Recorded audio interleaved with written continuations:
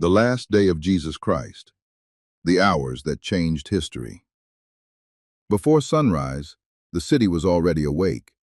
Torches flickered in the darkness, whispers spread through the streets, and somewhere in the shadows, a man who had changed thousands of lives stood alone, betrayed, arrested, and facing a fate no one around him truly understood. What happened over the next several hours wouldn't just become history, it would divide time itself. Just hours earlier, everything seemed still. In a quiet garden outside the city, Jesus had withdrawn from the crowd. The same man who spoke with authority, healed the broken, and walked among the people now stood in deep anguish. He knew what was coming, not because someone told him, but because this moment had always been part of something bigger. While his closest followers struggled to stay awake, he prayed alone, wrestling not with fear of pain, but with the weight of what he was about to carry. Then suddenly, footsteps, torches, voices, and among them, a familiar face. Judas Iscariot stepped forward, not with a weapon, not with a threat, but with something far more chilling. A kiss, a signal. In that moment, everything changed. Soldiers moved in. The disciples panicked. Chaos broke the silence. But Jesus didn't run. He didn't resist. He stepped forward, as if this moment had already been accepted. And just like that, the man who once drew crowds of thousands was taken away in chains. Before the sun rose, Jesus was already being moved from one authority to another. Religious leaders questioned him. Accusations filled the air. Voices rose, demanding answers. But the answers they received were not what they expected. Then came Pontius Pilate, a man with power, a man with authority, and a man who couldn't seem to find a reason to condemn him. Pilate questioned Jesus directly, and yet something about this prisoner was different. There was no fear, no desperation, just calm. But outside, the crowd was growing louder.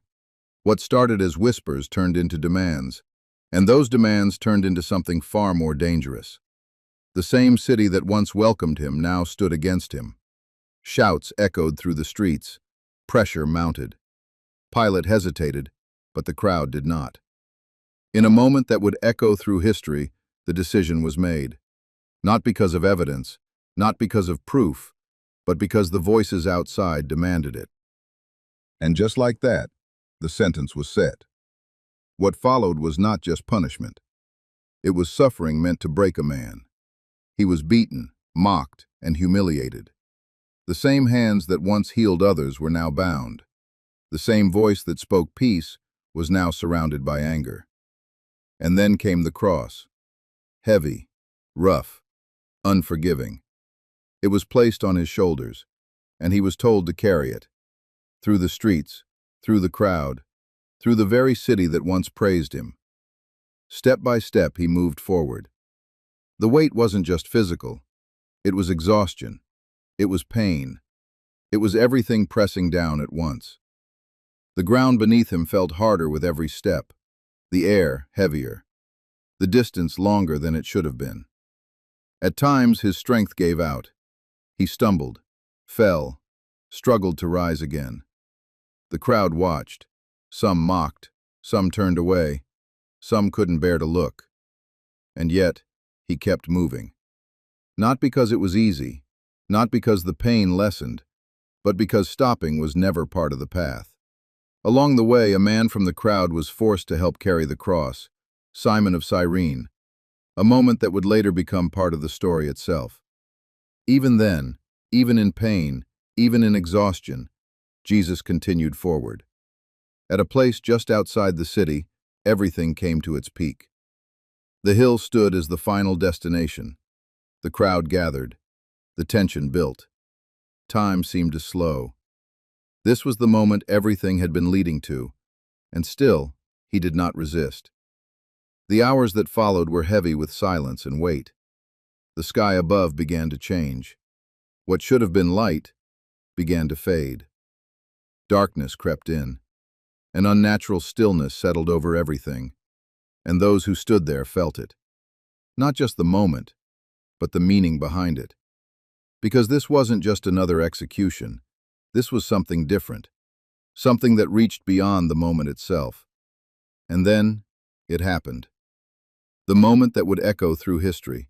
The moment that would be told and retold across generations. Not as an ending, but as the beginning of something far greater. Because what looked like defeat was not defeat at all. It was sacrifice. It was purpose.